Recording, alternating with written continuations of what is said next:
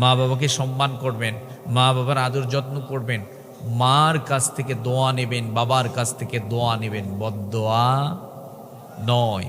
বদদোয়া যারা নেয় তারা ধ্বংস হয়ে গেছে। তাহলে মা বাবার কাছে দোয়া নেব। মা বাবা বৃদ্ধ হয়ে গেছে, এই বাংলাদেশেই তো আছে, যেই বাবা আপনাকে নিজে না খেয়ে আপনাকেই খাইয়েছে, যেই বাবা ভ্যান চালিয়ে চালিয়ে আপনাকে তিলে তিলে বড় করেছে। এই বাংলাদেশে অনেক অফিসার ছেলে আছে, ছেলে তো খুব ভালো আছে, কিন্তু বাবা তো আছে বৃদ্ধাশ্রমে। কথা বলেন। বাবারা অনেক অসহায় হয়ে যায়, মায়েরা অনেক অসহায় হয়ে যায়। আল্লাহর কসম করে বলছি যুবক ভাইয়েরা, মা বাবাকে কষ্ট দিয়ে কেউ কোনোদিন সুখী হতে পারে না। মা বাবাকে কষ্ট দেবেন না। বাবাকে কষ্ট দেন কেমনি? একটু কি দয়া হয় না? একটা বারের জন্য কি ওই চিত্রগুলো তোমার মনে হয় না? বাবা কোনোদিন তোমাকে অভাব বুঝতে দেয় নাই, সেই বাবা বৃদ্ধ হয়ে গেছে, মুরব্বী মানুষ। মুরব্বীদের দেখলে তো এমনি মায়া লাগার কথা। কথা বলেন ঠিক কিনা? এই মানুষগুলো তোমার আমার জন্য পরিশ্রম করতে করতে আজ অসুস্থ হয়ে গেছে, বাজার ঠিকঠাক চলে না, পায়ে ব্যথা, ঘুমাতে পারে না। যুবক ভাইয়েরা, আদর্শ মানুষ তখনই হবেন আপনি যখন মা বাবার যত্ন নিতে পারবেন। কথা বলেন ঠিক কিনা? প্রয়োজনে শীতের সময় আমাদের মনে আছে আপনার মা আপনার বাবা শীতের সময় আপনাকে কষ্ট দেয় নাই। অনেক মা তো আছে শীতের সময় সন্তানের গায়ে বুকে তেল মালিশ করে দেয়। তোমাকে আমি কষ্ট দেব না, আল্লাহ, আমি মুসলিম, আমি ইসলাম মেনে চলি, আমার ইসলাম আমাকে শিখিয়েছে, তুমি আমার স্ত্রী, তোমার যতটুকু অধিকার তোমাকে দিয়ে দিলাম। মাকেও বলবেন, মা অবশ্যই সর্বোচ্চ মর্যাদা আল্লাহ তোমাকে দিয়েছে, আমি তোমাকে দেব। বাবাকে বলবেন, বাবা সর্বোচ্চ মর্যাদা ইসলাম দিয়েছে, আমি তোমাকেও দিয়ে দেব। যখনই কারো অধিকার হরণ করবেন না, দেখবেন প্রত্যেকেই ভালো থাকবেন। কথা বলেন। বউকে যতটুকু ইসলাম দিতে বলেছে আপনি দিলেন না, মাকে দিলেন না, অথবা মাকে সব দিলেন, স্ত্রীকে দিলেন না, দেখবেন ওখানে অশান্তি তৈরি হবে। আর যখন মায়ের অধিকার মাকে দিলেন, বাবারটা বাবাকে দিলেন, বোনেরটা বোনকে দিয়ে দিলেন, স্ত্রীরটা স্ত্রীকে দিয়ে দিলেন, দেখবেন ওখানে কেউ অভিযোগ করতে পারবে না। স্ত্রী অভিযোগ করতে পারবে না আমার স্বামী কিছু দেয় না, বোন বলতে পারবে না আমার ভাই আমাকে মাহরুম করেছে, মা বলতে পারবে না আমার সন্তান আমাকে দেখে না। যখন ইনসাফ কায়েম করে দেবেন, প্রত্যেকটা মানুষের হৃদয় থেকে আপনার জন্য একটা দোয়া আসবে, আর তখন আপনার হৃদয়ের মধ্যে একটা আনন্দ উপভোগ করতে পারবেন। কারণ তখন আপনার মন বলবে, আমি কষ্ট করে, আমি ভ্যান চালক, কিন্তু আমি কাউরে ঠকাই নাই। কথা বলেন ঠিক কিনা? তাহলে প্রিয় ভাইরা আমার, আমি একটা সাবজেক্ট নিয়েছিলাম প্রকৃত মুমিন বান্দার পরিচয়। বলেছিলাম আল্লাহ বলেছেন, ইন্নামাল মুমিনুনা আল্লাযীনা ইযা যুকিরাল্লাহু ওয়াজিলাত কুলুবুহুম, যার কলবের মধ্যে আল্লাহর ভয়ের কাঁপনে আছে, তার দ্বারা কোনো অপরাধ হবে যদি থাকে, তারাই হবে কি সত্যিকারে মুমিন।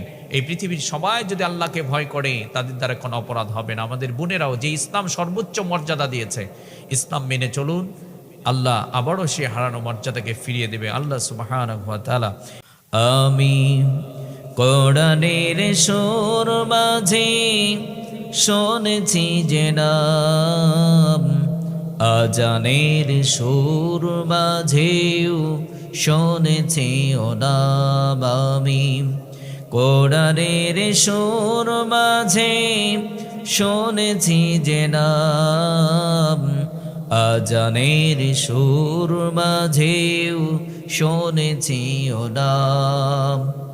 ও নাম শুনেছি আমি আমার হৃদয়, হে রাসূল নবীজি তোমায়, হে রাসূল নবীজি তোমায়।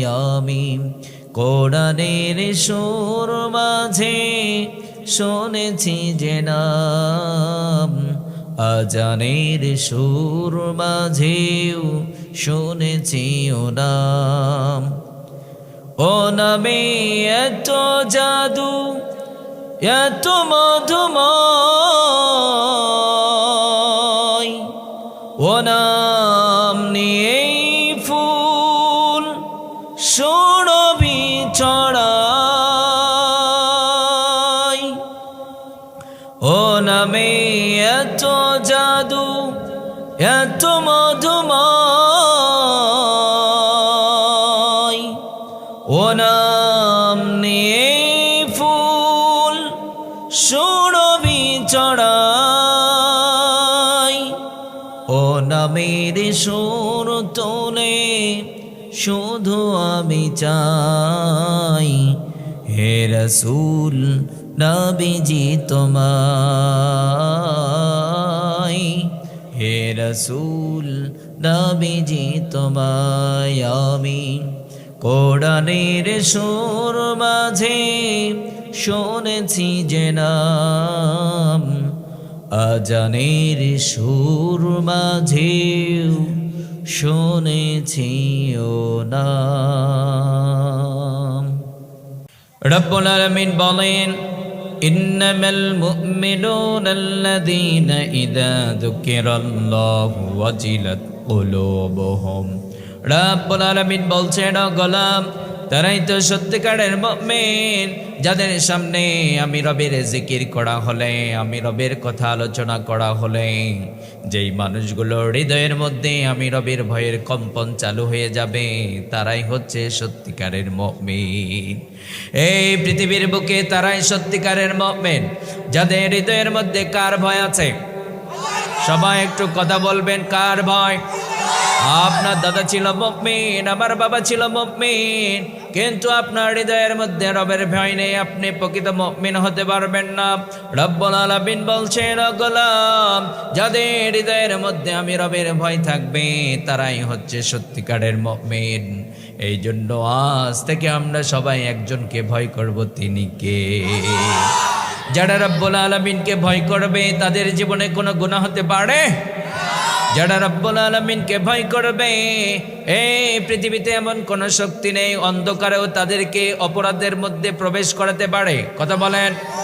যাদের হৃদয়ের মধ্যে রবের ভয় থাকবে, তারা মানুষকে ওজনে কম দিতে পারবে না, মানুষকে হত্যা করে দিতে পারবে না। যারা রব্বুল আলামিনকে ভয় করবে, তারা 1 নাম্বার বলে 2 নাম্বার পূর্ণ দিতে পারবে না। কথা বলেন। তার মানে বুঝে গেল, রবের ভয় যাদের হৃদয়ের মধ্যে থাকবে, এই পৃথিবী অপরাধ মুক্ত হয়ে যাবে। আপনারা বলুন, বর্তমান পৃথিবীতে অপরাধ কম না বেশি? এইভাবে যদি কিছুক্ষণ চলে, থাকবেন তো সবাই? ভালো লাগবে তো? আলহামদুলিল্লাহ। বর্তমান পৃথিবীতে অপরাধ কম না বেশি? ইভেন বাংলাদেশেও অপরাধ বেশি, তাই না? আপনারা বলুন, পুলিশ আছে অপরাধ বন্ধ করার জন্য, র্যাব আছে অপরাধ বন্ধ করার জন্য। আবার ভুল বুঝবেন না, আমি রাজনৈতিক কোনো কথা বলবো না, জাস্ট যেহেতু প্রেক্ষাপটটা এমন, কোরআন নাজিল হয়েছে প্রেক্ষাপট অনুযায়ী, তাই না? একটা সমস্যা দেখা দিয়েছে, আল্লাহ কোরআনের আয়াত নাজিল করে ওটাকে ফিল আপ করেছেন, ওটাকে দূর করেছেন। কেন নাজিল করেছিলেন? সমস্যা দেখা দিয়েছে, এটি আমার এই বিধানকে বাস্তবায়ন করে সমস্যা দূর হয়ে যাবে। তা আমি বলছিলাম, আল্লাহ বলছেন প্রকৃত মুমিন যারা হবে, তাদের হৃদয়ের মধ্যে আমি রবের ভয়ের কম্পন থাকবে। হৃদয়ের মধ্যে কার ভয় থাকবে? আল্লাহর ভয়। আল্লাহর ভয় যাদের জীবনে ছিল, লাইফে ছিল, ইতিহাসে অনেক ঘটনা আছে, এই মানুষগুলো অন্ধকারেও গুনাহ করার সাহসী পায় নাই। পুলিশ ছিল না, র্যাব ছিল না, বিডিআর ছিল না, সেনাবাহিনী কেউ ছিল না, চাইলে গুনাহ করে নিতে পারত, কিন্তু একটা ভয় তাদেরকে গুনাহ করতে দেয় নাই, সেই ভয়টা হচ্ছে রবের ভয়। কথা বলেন ঠিক কি না? তাহলে অপরাধ বন্ধ করতে চাইলে, পৃথিবীকে অপরাধ মুক্ত বানাতে চাইলে আল্লাহর ভয় থাকতে হবে। বাংলাদেশে দেখেন, আজ আপনার আমার লাইফের নিরাপত্তা নেই। পুলিশ আছে, বিডিআর আছে, র্যাব আছে, সেনাবাহিনী আছে। প্রিয় ভাইদের একটি কাজ, আমাদেরকে ভালো রাখা। কথা বলেন। যারা খুন করবে, খুনিদেরকে ধরো, তাদেরকে দৃষ্টান্তমূলক শাস্তি দাও। নেক্সট টাইমের জন্য কেউ আর অন্যায়ভাবে নিরপরাধ কোনো মানুষকে খুন করতে না পারে। কথা বলেন ঠিক কিনা? কিন্তু আপনাদের কাছে প্রশ্ন, এই এতগুলো বাহিনী থাকার পরও অপরাধ কি বন্ধ হয়েছে? বন্ধ তো হয় নাই, বরং যারা অপরাধ বন্ধ করবে তারাও অপরাধ করে অনেকে দেশ থেকেই পালিয়েছে। আচ্ছা, এই কথাটা বললে আবার রাজনীতি হবে না তো? এটা তো বাস্তবতা না? অপরাধীর কোনো পরিচয় নাই। কথা বলেন, অপরাধীর কোনো পরিচয় আছে নাকি? আমি হুজুর যদি অপরাধ করি, সাজা ভোগ করতে হবে। আমি হুজুর হইলে যে মানে একদম পবিত্র তা না। অপরাধ হয়ে গেছে, আমি অপরাধী, আমার বিচার করতে হবে। কথা বলেন ঠিক কিনা? তো তাহলে যারা অপরাধ বন্ধ করবে, অনেকে অপরাধ করে দেশ থেকে পালিয়েছে। এখন প্রশ্ন হচ্ছে, যারা অপরাধ বন্ধ করবে তারাই যদি অপরাধ করে, তারাই যদি চুরি করে, তারাই যদি খুনের সাথে জড়িয়ে যায়, তারাই যদি গুমের সাথে জড়িয়ে যায়, এখন প্রশ্ন হচ্ছে তাহলে অপরাধ বন্ধ করবে কি দিয়ে? অপরাধটা বন্ধ হবে কি দিয়ে? এখন আপনার এলাকার একটা ছেলে চুরি করে, গরু চুরি করে, ছাগল চুরি করে, আপনারা বলুন চুরি করে তো খুব ভালো জিনিস, তাই না? ডাকাতি খুব ভালো জিনিস না? অন্যের গলায় ছুরি ধরে সবকিছু নিয়ে যায়, এটা খুব ভালো জিনিস না। এগুলো ভয়ঙ্কর, সমাজকে ধ্বংসের দ্বার প্রান্তে নিয়ে গিয়েছে, মানুষের লাইফ হুমকির সম্মুখীন হয়েছে। এগুলো বন্ধ করতে হবে, কিন্তু কেউ কোনো প্রতিবাদ করছে না, প্রশাসন এগুলো বন্ধ করার জন্য পদক্ষেপ নিচ্ছে না, তাহলে অপরাধ তো আর বন্ধ হচ্ছে না। আবার তো অনেক সময় দেখা যায় মানুষ খুন করেও টাকা দিয়ে সব কিছু মিউচুয়াল করা যায়, কথা বলেন। তাহলে যারা অপরাধ বন্ধ করবে তারাই যদি অপরাধ করে, তাহলে তো সমাজ তো আর অপরাধ মুক্ত হবে না। এই পৃথিবীকে চ্যালেঞ্জ দিয়ে বলতে পারি, ইভেন বাংলাদেশে যারাই আছি আমরা প্রত্যেককে চ্যালেঞ্জ দিচ্ছি, একটা কাজ যদি করতে পারে, প্রতিটা মানুষের হৃদয়ের মধ্যে যদি খোদা ভীতির ব্রেকিং পাওয়ার আমরা ইউজ করতে পারি, আশা করা যায় একটা অপরাধও আর কারো দ্বারা হবে না। কারণ প্রত্যেকটা মানুষের বিবেক নামক আদালত আছে। কি আছে? একটু কথা বলেন। আমাদের সমস্যা হচ্ছে, হুজুর কিছুক্ষণ কৌতুক করেন, ভাল লাগবে আমাদের, মাঝে মধ্যে একটু গান বলেন, হাসাবেন, আবার ঘটনা বলে কান্না জুড়িয়ে দেবেন, দেখবেন এগুলো চয়েস করে। কিন্তু যে আলোচনার মধ্যে লেকচার আকারে কথা হয়, এই আলোচনাগুলো মানুষ এখান থেকে শিক্ষা বেশি পায়, কথা বলেন। ক্লাসের মতো লেকচার আকারে যেগুলো বলা হয়, কিন্তু মানুষ এগুলো চয়েস করতে চায় না। তো বলছিলাম যে মানুষের বিবেক নামক একটা আদালত আছে। কি আছে? বিবেক আছে না? বিবেক নামক আদালত আছে। দুনিয়ার আদালতকে টাকার বিনিময়ে কিনে নেওয়া যায়। একবার যদি কোনো মানুষের বিবেক নামক আদালত সঠিক হয়ে যায়, স্বচ্ছ হয়ে যায়, সে যদি সত্যবাদী হয়ে যায়, পৃথিবীর কাছে সে হার মানে না, প্রয়োজনে জীবনও দেয়, কিন্তু সে টাকার জন্য নিরপরাধ মানুষকে ফাঁসির রায় দেয় না, কথা বলেন ঠিক কিনা? তাহলে প্রতিটা মানুষের বিবেক নামক আদালত ঠিক হতে হবে। ফর এক্সাম্পল, আপনি সরকারি চাকরি করেন, পুলিশ নেই, র্যাব নেই, কেউ নেই। এখন আপনি বলছেন সরকার, কিন্তু সরকারি যারা জব করে সরকার বেতন দেয় না তাদের? প্রিয় ভাইরা, সরকার তো বেতন দেয়, তাই না? তাদের কাজ কি? সরকার বেতন দিয়েছে, নাগরিকের যে সেবা দেবার কথা ছিল তারা সেটা সুন্দর করে দিয়ে দেবে। কিন্তু এই বাংলাদেশে অনেক মানুষ আছে, একটা সিগনেচারের প্রয়োজন, টাকা ছাড়া সিগনেচার হয় না। সবাই একটু কথা বলেন, টাকা ছাড়া সিগনেচার হয় না। আপনারা বলুন, এটা অপরাধ না? এটা অবৈধ না? এটা হারাম না? এই যে মানুষটি অপরাধ করছে, এটা কিন্তু সরকার বলে নাই তুমি যখন সিগনেচার করবা 5,000 টাকা নেবা। এটা কি সরকার বলেছে? রাষ্ট্রের কোনো আইন আছে? বরং রাষ্ট্রের আইন হচ্ছে, তোমাকে চাকরি দেওয়া হয়েছে, সিগনেচারের প্রয়োজন হবে, ভোগান্তি ছাড়াই তাকে যেন আন্তরিকতার সাথে সিগনেচার দেওয়া হয়, কথা বলেন ঠিক কিনা? কিন্তু এই যে সুযোগ পেয়ে গেছে, যে আমি যদি এখন বলি, একটু কায়দা করি, আমি তাকে বলবো 5,000 টাকা দেন, তাছাড়া সিগনেচার হবে না। এখন জনগণ তো বেকায়দায় পড়ছে, 5,000 টাকা দিয়ে সিগনেচার করে। এই যে মানুষটি মানুষকে বিপদের মধ্যে ফেলে দিল, এই মানুষটির যদি বিবেক নামক আদালত ঠিক হয়ে যায়, সে টাকা নেবার আগে চিন্তা করে, আমি যে টাকাগুলো নিচ্ছি এটা তো রব্বুল আলামিন ঘুষ নিচ্ছি, এটা তো আল্লাহ হারাম করেছেন, এটা তো নেওয়া যাবে না। আপনারা বলুন, প্রত্যেকটা মানুষ যদি এমন চিন্তা করে, তাদের দ্বারা কোনো অপরাধ হবে? কোনো অপরাধ হবে না। এই পৃথিবীতে অনেক ঘটনা আছে, যাদের হৃদয়ের মধ্যে রবের ভয় ছিল, তারা অন্ধকারে অপরাধ করতে পারত না। বিশ্বনবী সাল্লাল্লাহু আলাইহি ওয়াসাল্লামের সাহাবী হযরত ওমর রাদিয়াল্লাহু তাআলা আনহু একদিন রাতের অন্ধকারে ঘর থেকে বের হলেন, একটা বাড়ি থেকে আওয়াজ শুনতে পেলেন, মা তার মেয়েকে ডাক দিয়ে বলছে, দুধের মধ্যে পানি মিশিয়ে দাও। কি করো? মা মেয়েকে বলছে, দুধের মধ্যে পানি মিশিয়ে দাও। কন্যা সন্তানটি বলছে, খাদ্যদ্রব্যের মধ্যে ভেজাল ঢুকানো যাবে না, হারাম করেছেন একজন, তিনি কে? মেয়েটি বলছে খাদ্যদ্রব্যের মধ্যে ভেজাল ঢুকানো যাবে না। এইবার মা মেয়েকে বলছে এখন যদি দুধের মধ্যে পানি মিশিয়ে দাও দুনিয়ার কেউ দেখবে না, পুলিশ দেখবে না, র্যাব দেখবে না, বিডিআর দেখবে না, কেউ জানতে পারবে না, রাষ্ট্রপতি দেওয়া যাবে, দুনিয়ার সকলের চোখকে তুমি আড়াল করতে পারবা, একজনের চোখকে তুমি আড়াল করতে পারবা না, তিনি কে? মেয়েটির হৃদয়ের মধ্যে রবের ভয় ছিল। বুঝতে পারছেন তো আলোচনা? আমি কিন্তু বোঝানোর চেষ্টা করছি। প্রতিদিন ঘুম জাগা, তারপরও এই যে আপনাদের জন্য আমি কষ্ট করে কথাগুলো বলছি, আপনার যদি মনোযোগ না থাকে তাহলে আমার আলোচনাগুলো ব্যর্থ হয়ে যাবে। তো এই জন্য প্রত্যেকে একটু মনোযোগ দিয়ে আলোচনাগুলো বোঝার চেষ্টা করুন। বলছিলাম আল্লাহ বললেন প্রকৃত মমিনের হৃদয়ের মধ্যে আল্লাহর ভয় থাকবে, যদি থাকে সে প্রকৃত মমিন। অপরাধ বন্ধ করবার জন্য আল্লাহর ভয় লাগবে, বিবেক নামক আদালত সঠিক হয়ে যাবে। এই যে দেখেন একটা মেয়ে অন্ধকারেও দুধের মধ্যে পানি মিশাতে পারে নাই, কার ভয়ে? কি বলেছে?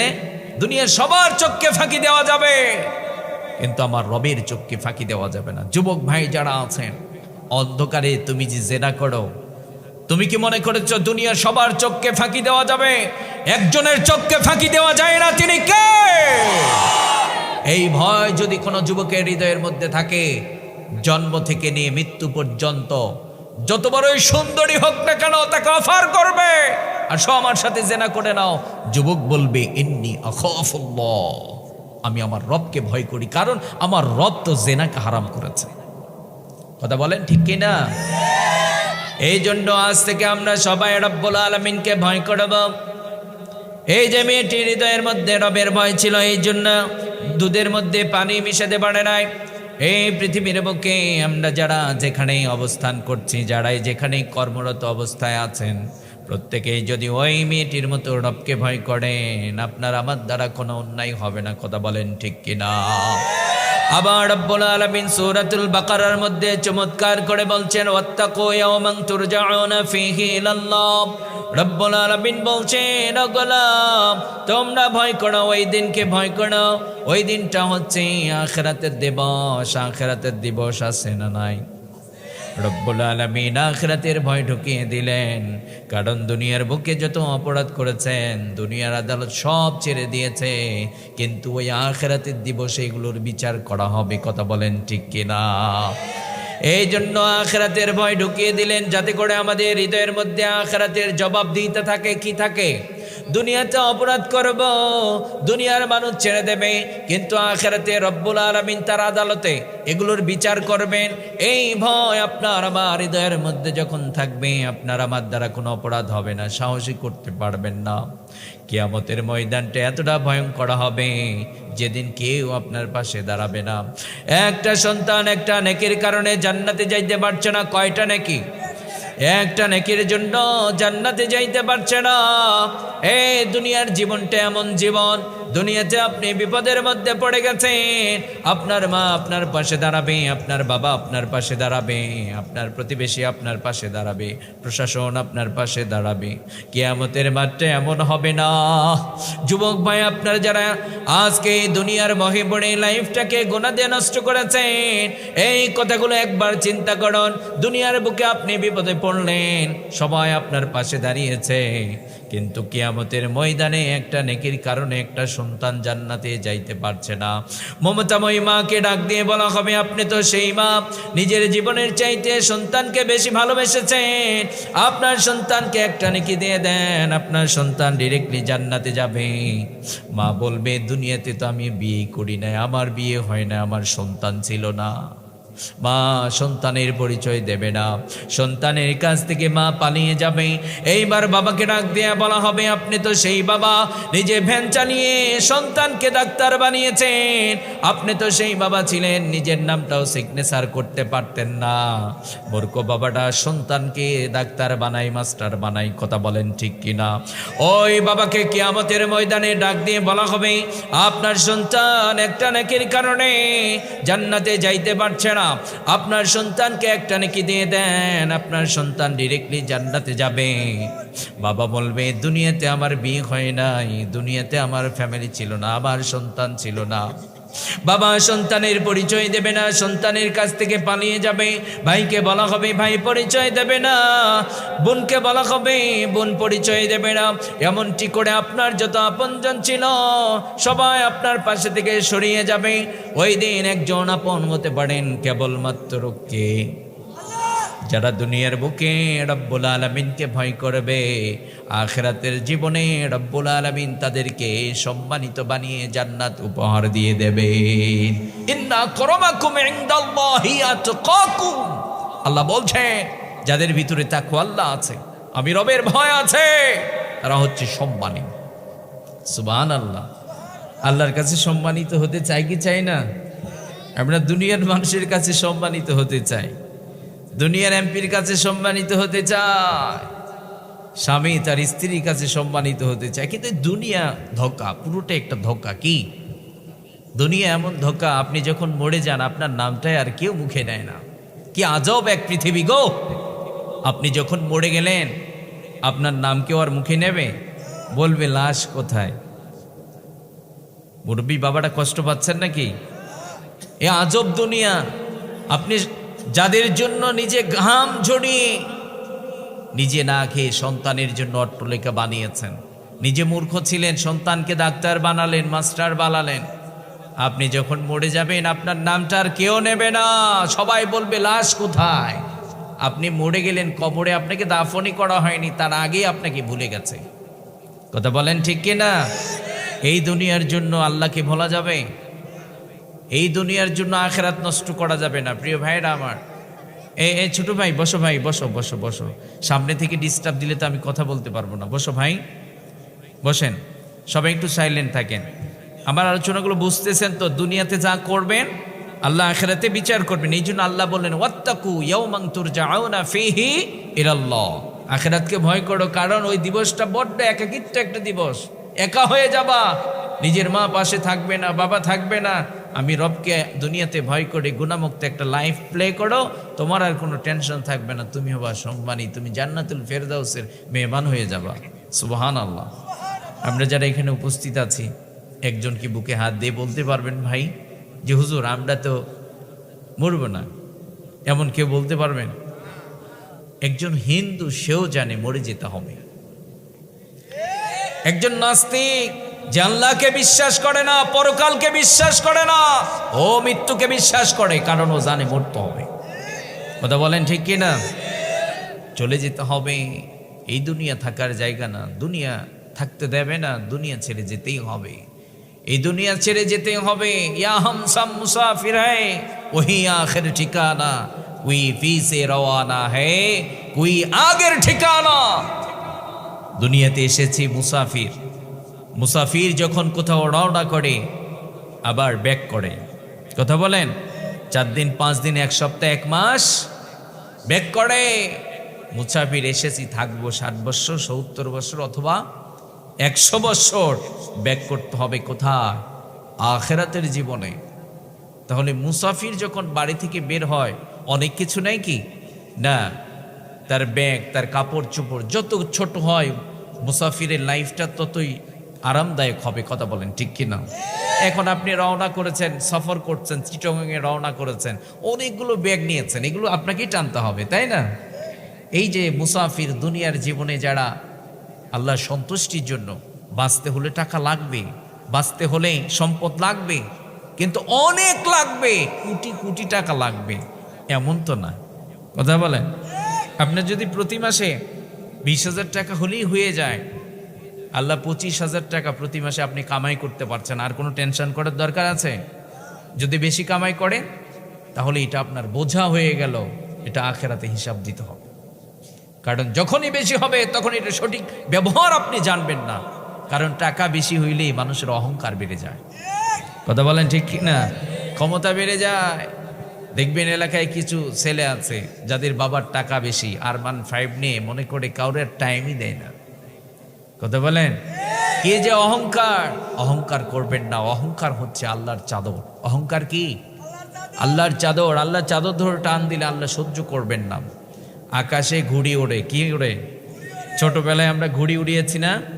ঘুড়ি ওড়ে, বাতাসের যখন জোর বাড়ে ঘুড়িরও অহংকার বাড়ে, ঘুড়ি শুধু উপরের দিকেই যায়, মানে ভুলেই গেছে আবার নিচে নামতে হবে। সন্ধ্যা যখন ঘনিয়ে আসে, ঘুড়ির মালিক আস্তে আস্তে ধরে টান দেয়। কথা বলেন, নিচে আসতে হয় কি হয় না?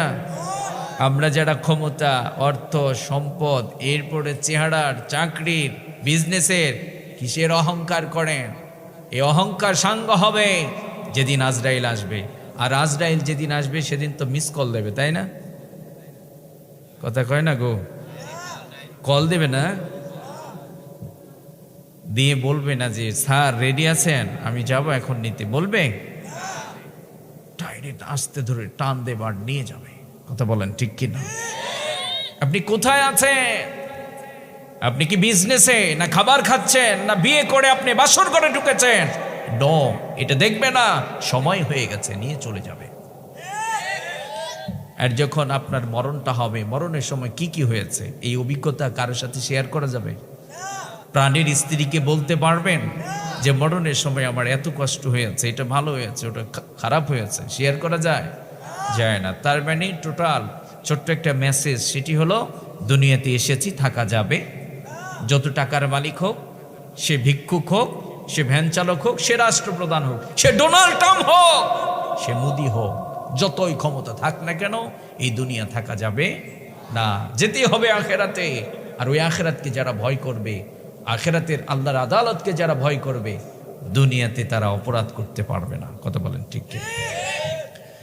এই জন্য আমাদের বোনদেরকে বলবো, আপনারাও আজকে বেপরদায় চলেন। আমাদের বোনেরা পর্দাই করতে চায় না। মুসলিম নারীদের অবস্থা দেখলে বোঝাই যায় না তারা মুসলিম নারী। কথা বলেন। আমাদের বোনেরা কলেজে পড়ে, তারা নিজেদেরকে এত মডার্ন মনে করে, তারা মনে করে আমরা কলেজে পড়ি, আমরা কেন বোরকা পরবো? আবার এমন ডিজাইন বোরকা পরে যে বোরকা সবচাইতে বেশি নোংরামি দেখায়। কথা বলেন ঠিক কিনা? মুসলিম নারীরা এমন হতে পারবে না। মুসলিম নারীরা সব সময় চেষ্টা করবে আমি আমার রবকে সন্তুষ্টি করব। যেই নারীদের হৃদয়ের মধ্যে রবের ভয় থাকবে, সেই নারীরা নিজেদেরকে এমনভাবে উপস্থাপন করবে না পরপুরুষ, যাতে করে তার দিকে আকৃষ্ট হয়। কথা বলেন ঠিক কিনা? আপনারা বলুন তো, আমাদের বোনেরা বেপরদায় চলছে, পর পুরুষের সাথে মেলামেশা করে। যেই বোনেরা এই অপরাধগুলো করে, তাদের হৃদয়ের মধ্যে যখন রবের ভয় থাকবে, আখিরাতের জবাবদিহিতা থাকবে, ওই বোনেরা এই কাজগুলো তখন করতে পারবে না। কথা বলেন ঠিক কিনা? আর আপনারা যারা এখানে উপস্থিত হয়েছেন, আপনার বোনকে, আপনার স্ত্রীকে, আপনার মাকে বুঝিয়ে দেবেন, একমাত্র এই পৃথিবীতে ইসলাম আপনাদের মর্যাদা দিয়েছে। এই পৃথিবীর মুখে ইসলাম ছাড়া আমাদের বোনদের মর্যাদা কেউ দিতে পারে নাই। কারণ এই পৃথিবীর বুকে এমন একটা সময় ছিল, যেই সময় আমাদের বোনদেরকে জীবিত মাটির নিচে দাফন করে দেয়া হতো। যারা আল্লাহর ঘর হজ্জে বাইতুল্লাহ গিয়েছেন, তারা দেখেছেন আজও সেই কবর আছে না নাই? আজও সেই কবরগুলো আছে। বিশ্বনবী সাল্লাল্লাহু আলাইহি ওয়াসাল্লামের কাছে একজন সাহাবী গেলেন, নাম তার দাহিয়া। নাম কি? সবাই একটু বলবেন, নাম কি? দাহিয়াতুল কলবি রাদিয়াল্লাহু তাআলা আনহু বিশ্বনবী সাল্লাল্লাহু আলাইহি ওয়াসাল্লামকে বললেন, নবীজি, আমি যদি এখন ঈমান আনি, রব্বুল আলামিন আমার জীবনের সমস্ত গুনাহগুলো মাফ করে দেবে নাকি? বিশ্বনবী সাল্লাল্লাহু আলাইহি ওয়াসাল্লাম বললেন, ও দাহিয়া, কত অপরাধ করেছ, কত পাপ করেছ, তুমি যদি এখন ঈমান আনো, রব্বুল আলামিন তোমার জীবনের সমস্ত গুনাহগুলো মাফ করে দেবে। দাহিয়া বলছে, নবীজি, বিরক্ত হচ্ছেন আপনারা? শেষ করে দেব? হ্যাঁ, আর দেখা নাও হতে পারে, কখন যে দুনিয়া থেকে চলে যাব, এটাই জীবনের শেষ দেখা হয়ে যেতে পারে। এসেছি কিছুক্ষণ আলোচনা করি, আপনারা থাকেন। কথা বলেন। দাইয়া বলছে, নবীজি, আমার জীবনে অনেক মারাত্মক একটা পাপ আছে। আমার মন বলছে, রব্বুল আলামিন আমার সব অপরাধগুলো যদি মাফ হয়ে যায়, আমি একটা জঘন্যতম পাপ করেছি, আমার মন বলছে রব্বুল আলামিন ওই অপরাধটা মাফ করবেন না। দাইয়া বলছে, নবীজি, আমি আমার নিজ হাতে নিজের কন্যা সন্তানকে মাটির নিচে দাফন করে দিয়েছি। বিশ্বনবী সাল্লাল্লাহু আলাইহি ওয়াসাল্লাম দাহিয়াকে বললেন, দাহিয়া, কেমনে দাফন করেছ, বর্ণনা দাও। দাইয়া বলছে, নবীজি, আমার স্ত্রী গর্ভবতী, আমার স্ত্রীকে বললাম যদি কন্যা সন্তান ভূমিষ্ঠ হয়ে যায়, তুমি তাকে জীবিত হত্যা করে দেবে। কি করবে? জীবিতই হত্যা করে দেবে। এই কমিটমেন্ট দিয়ে দীর্ঘ কয়েক বছরের জন্য বিজনেসে বাইরে গেলাম। দীর্ঘ কয়েক বছর পরে যখন বাড়িতে ফিরে এসেছি, বাড়ির মধ্যে প্রবেশ করার সাথে সাথে আমি তাকিয়ে দেখলাম সুন্দর ফুটফুটে চেহারার একটা কন্যা সন্তান ঘোরাফেরা করছে। দাহিয়া তার স্ত্রীকে ডাক দিয়ে বললেন, এটা কার কন্যা সন্তান? দাহিয়া বলছে, এটা কার কন্যা সন্তান? দাহিয়ার স্ত্রী বলছে, স্বামী আমার, এটা আপনার কন্যা সন্তান। দাহিয়া বলছে, আমি না বলেছিলাম যদি কন্যা সন্তান ভূমিষ্ঠ হয়ে যায় তুমি তাকে জীবিতই হত্যা করে দেবে? দাহিয়ার স্ত্রী বলছে, স্বামী আমার, এই পৃথিবীর বুকে এমন কোন মা আছে নাকি যেই মা নিজের নার ছেঁড়া ধন, নিজের কলিজা ছেঁড়া ধন সন্তানকে জীবিতই হত্যা করে দিতে পারে? কারণ আমরা যারা সন্তান আছি, আমরা যখন এই পৃথিবীর বুকে রওনা করেছি, আমরা সবাই মায়ের কলিজার মধ্যে লাথি দিয়ে দুনিয়ার বুকে এসেছি। কথা বলেন ঠিক কিনা? এই পৃথিবীতে অনেক ঘটনা আছে, সন্তান যখন মায়ের কলিজার মধ্যে লাথি মেরেছে, মা জীবনের জন্য দুনিয়া থেকে বিদায় নিয়েছে, সন্তানকে সুন্দর পৃথিবী উপহার দিয়েছে। দাহিয়ার স্ত্রী বলছে, স্বামী আমার, জীবনে রিস্ক নিয়ে সন্তানকে দুনিয়া দেখিয়েছি, আমি আমার কন্যা সন্তানকে জীবিতই হত্যা করে দিতে পারি নাই। তবে তাকে আদব শিখিয়েছি, আপনাকে যখন বাবা বলে ডাকবে আপনি বাবা তাকে হত্যা করে দিতে পারবেন না। আপনি বাবা তাকে হত্যা করে দিতে পারবেন না। আপনাকে যখন বাবা বলে ডাকবে আপনার হৃদয়ের মধ্যে তার ভালোবাসার জন্ম নেবে। কি সমস্যা হলো ভাই? কোনো সমস্যা? একটু এদিকে মনোযোগ দেন। দাহিয়া বলছে, নবীজি সাল্লাল্লাহু আলাইহি ওয়াসাল্লামকে বর্ণনা দিচ্ছেন। দাহিয়ার স্ত্রী বলছে, আপনাকে যখন বাবা বলে রাখবে কন্যা সন্তানের প্রতি ভালোবাসা জন্ম নেবে, আপনি তাকে হত্যা করে দিতে পারবেন না। এই কথাগুলো শোনার পরে দাহিয়া হৃদয়ের মধ্যে একটু ভালোবাসার সঞ্চার হলো না। একটা পর্যায়ে দাহিয়া তার স্ত্রীকে বলছে, তুমি একটা কাজ করো, কন্যা সন্তানটিকে সুন্দর করে সাজিয়ে দাও, আমরা বাবা মেয়ে মরুভূমির দিকে চলে যাব। কন্যা সন্তানটিকে সুন্দর করে সাজিয়ে দেয়া হলো। এইবার বাবা কন্যা সন্তানটিকে নিয়ে মরুভূমির দিকে রওনা করেছে। দীর্ঘ পথ চলার পরে একটা পাহাড়ের পাদদেশে দাঁড়িয়ে গেলেন। বাবা নিসাতে গর্ত খনন করছে, বাবার শরীরটা ঘেমে যায়। কন্যা সন্তানটি বারবার বলছে, বাবা চলেন আমরা বাড়িতে চলে যাই, কষ্ট করার দরকার নেই। দাহিয়ার হৃদয়ের মধ্যে এই কথাগুলো শোনার পরেও একটু ভালোবাসার সঞ্চার হলো না। একটা পর্যায়ে কন্যা সন্তানটিকে বলছে, মা তাকিয়ে দেখো কত সুন্দর একটা গর্ত খনন করা হয়েছে। কন্যা সন্তানটি বুঝতে পারে নাই বাবা আমাকে জীবিতই হত্যা করে দেবে, কারণ এই পৃথিবীতে আমরা যারা সন্তান আছি মা বাবার কাছে সবচেয়ে বেশি নিরাপদ। কথা বলেন, সব জায়গায় আমরা অনিরাপদ বোধ করতে পারি, কিন্তু মা বাবার কাছে আমরা সবচাইতে নিরাপদ। কথা বলেন, মনে হয় কষ্ট হয়ে যাচ্ছে আপনাদের, মানে চেহারার অবস্থা, এলোমেলো অবস্থা, এগুলো কি? এগুলো তো ভালো লাগে না। একটু এদিকে মনোযোগ দেন, ওঠাউঠি করবেন না। প্রত্যেকটা জায়গায় আমি কথা বলি, শ্রোতা যদি অ্যাক্টিভ না হয় আলোচনা সুন্দর হয় না। আমি কিন্তু কোরআন থেকে কথা বলার চেষ্টা করছি, তাই না? কোরআন থেকেই বলার চেষ্টা করছি, আলহামদুলিল্লাহ। তাহলে দাহিয়ার স্ত্রী বর্ণনা দিচ্ছেন, দাহিয়া তার কন্যা সন্তানকে মরুভূমির দিকে রওনা করেছে, নিজ হাতে গর্ত খনন করছে। কন্যা সন্তানটি বলছে, বাবা কষ্ট করার দরকার নেই, চলেন আমরা বাড়িতে চলে যাই। কারণ কন্যা সন্তানটি বুঝতে পারে নাই বাবা আমাকে জীবিতই হত্যা করে দেবে। কন্যা সন্তানটি বুঝতে পারে নাই বাবা তাকে জীবিতই হত্যা করে দেবে। যখন কন্যা সন্তানটি গর্তটা দেখার জন্য মাথাটা নিচু করেছে, বাবা নিজ হাতে কন্যা সন্তানটির গলার মধ্যে ধাক্কা দিয়ে গর্তের মধ্যে নিক্ষেপ করে দিয়েছে। যখন গর্তের মধ্যে নিক্ষেপ করে দেয়া হলো, কলিজা ফাটা কান্না দিয়ে বাবাকে ডাক দিয়ে বলছে, বাবা আমার কি অপরাধ করেছি? কোন অপরাধের কারণে তুমি আমাকে হত্যা করে দিচ্ছ? ও বাবা তুমি আমাকে মেরো না, তুমি আমাকে ছেড়ে দাও। আমি দূর বহুদূর চলে যাব, কোনোদিন বাবার অধিকার নিয়ে তোমার সামনে আসব না, কোনোদিন তোমাকে বাবা বলে ডাকবো না, কোনোদিন তোমার বাসায় যাব না, কোনোদিন মার কাছে যাব না। ও বাবা, তুমি আমাকে মেরো না, তুমি আমাকে ছেড়ে দাও। বিশ্বনবী সাল্লাল্লাহু আলাইহি ওয়াসাল্লাম দাইয়াকে বললেন, ও দাহিয়া, কন্যা সন্তানটি বারবার তোমাকে যখন বলছিল বাবা তুমি আমাকে মেরো না, তুমি কি করেছো বর্ণনা দাও। দাইয়া বলছে, নবীজি আমার হৃদয়টা এতটা পাষাণ, কন্যা সন্তানটি যখন বারবার আমাকে বলছিল বাবা তুমি আমাকে মেরো না, তুমি আমাকে ছেড়ে দাও, আমি কন্যা সন্তানটিকে ছেড়ে দেই না। একটা পর্যায়ে ধারালো চাক্কা একটা পাথর হাতে নিলাম, কন্যা সন্তানটির কলিজা বরাবর যখন আঘাত করে দিয়েছি, বাবা বলে এমন একটা চিৎকার দিয়েছে, আজ পর্যন্ত এই বাবা চিৎকার আমার কানের মধ্যে বাজে। আমার মন বলছে রব্বুল আলামিন আমার জীবনের সমস্ত অপরাধগুলো যদি মাফ করে দেয়।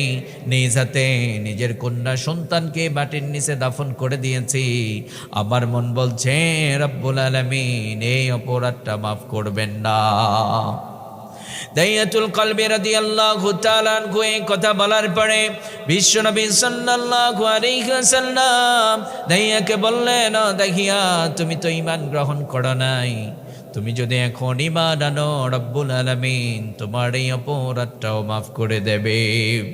মা আপনাদের জন্য এখান থেকে মেসেজ হচ্ছে, এই পৃথিবীর বুকে এমন একটা সময় ছিল যেই সময় নিজের পিতা নিজের কন্যা সন্তানকে জীবিত মাটির নিচে দাফন করে দিত।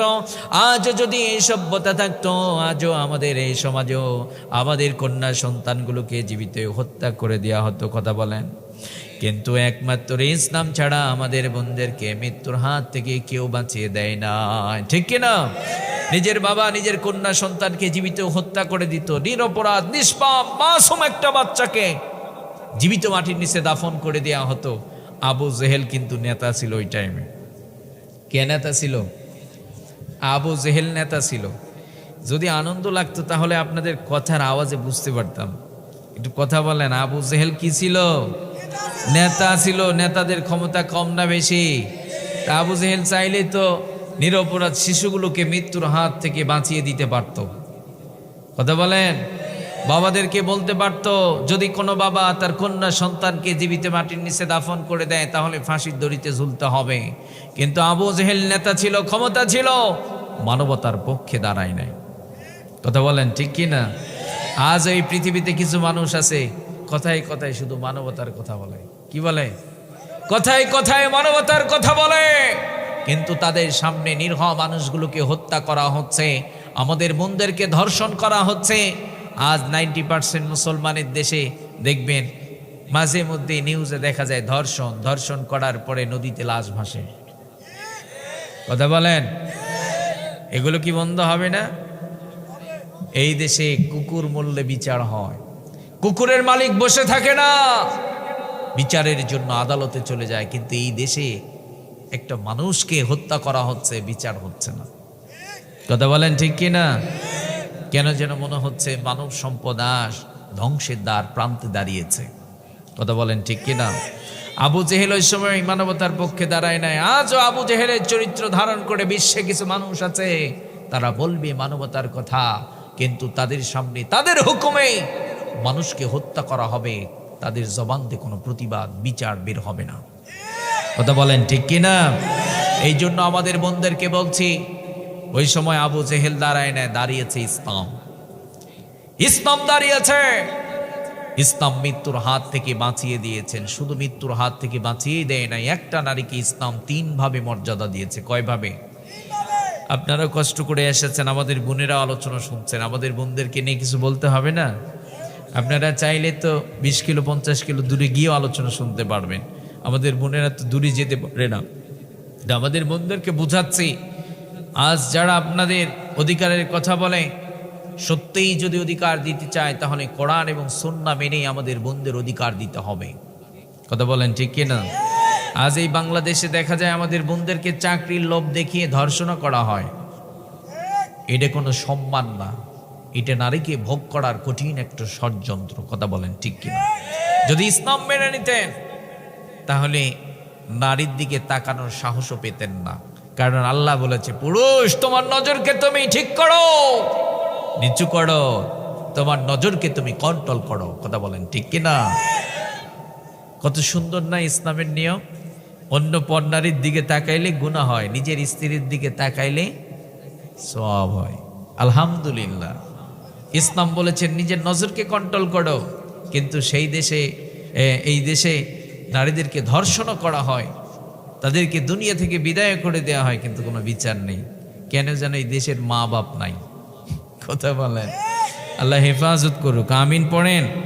তাহলে একটা নারীকে ইসলাম মৃত্যুর হাত থেকে বাঁচিয়ে দিয়ে 3 ভাবে মর্যাদা দিয়েছে। নারী একটায় 3টা স্টেপে, 3টা ধাপে আল্লাহ একটা নারীকে মর্যাদা দিয়েছেন। বলবো কি? আপনি যখন একটা বস্তু সম্পর্কে জানবেন, পড়াশোনা করবেন, তার কি মর্যাদা, তার কি গুণাগুণ, বৈশিষ্ট্য, তখন কিন্তু ওই জিনিসটার আপনি কদর করতে পারবেন, তাই না? তাই নাকি? দুধ যে শরীরের জন্য খুবই ভালো, এটা যখন আপনি জানবেন তখনই না খাবেন, তাই না? যদি না বোঝেন, না জানেন, তাহলে এটাকে মূল্যায়ন করতে পারবেন না। এই জন্য মাঝে মধ্যে বলি, আপনি কামারকে, মুচিকে স্বর্ণ দিলে মূল্যায়ন করতে পারবে না। স্বর্ণকারকে স্বর্ণ দেবেন, ও চিনে ফেলবে। কথা বলেন ঠিক কিনা? তা আমাদের বোনদেরকে বুঝান, দুনিয়াতে এত মানুষ, অনেক দেশ আপনাদের অধিকার নিয়ে কথা বলে, কিন্তু এই দেশে তো মানুষ হত্যা হচ্ছে, আমাদের বোনদেরকে ধর্ষণ করার পরে হত্যা করে দেওয়া হচ্ছে, বন্ধ হচ্ছে না। তার মানে ইসলাম ছাড়া আপনাদের মর্যাদা কেউ দিতে পারবে না, এটা বুঝিয়ে দেন। কারণ পৃথিবীর একটা সময় আপনাদেরকে হত্যা করে দেওয়া হতো, মৃত্যুর হাত থেকে ইসলাম রক্ষা করেছে, মৃত্যুর হাত থেকে ইসলাম বাঁচিয়ে দিয়েছে।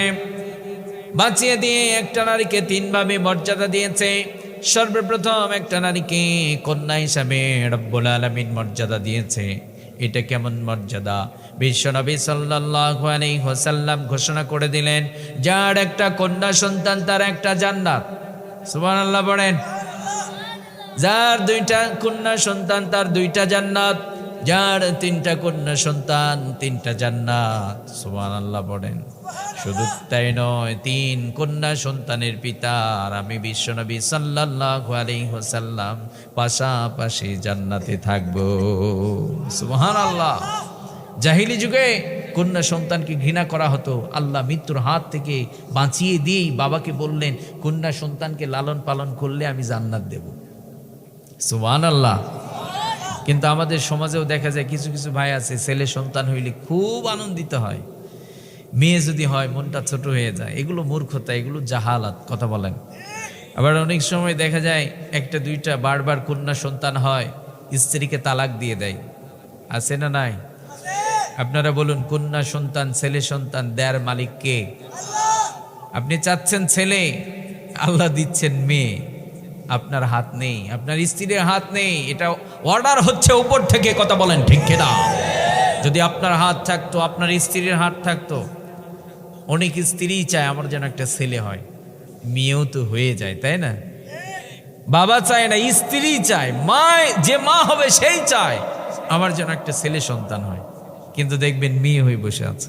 আমি আমার কথাই বলি, আমার ওয়াইফ যখন প্রথম সন্তান হবে, আমার একটা মেয়ে এখন আলহামদুলিল্লাহ, আমার ওয়াইফ, আমার স্ত্রীর খুবই ইচ্ছা ছিল যে আপনার একটা ছেলে হোক, আমাদের একটা ছেলে হোক, আমি তাকে আলেম বানাবো। কিন্তু আল্লাহ একটা মেয়ে দিয়েছে।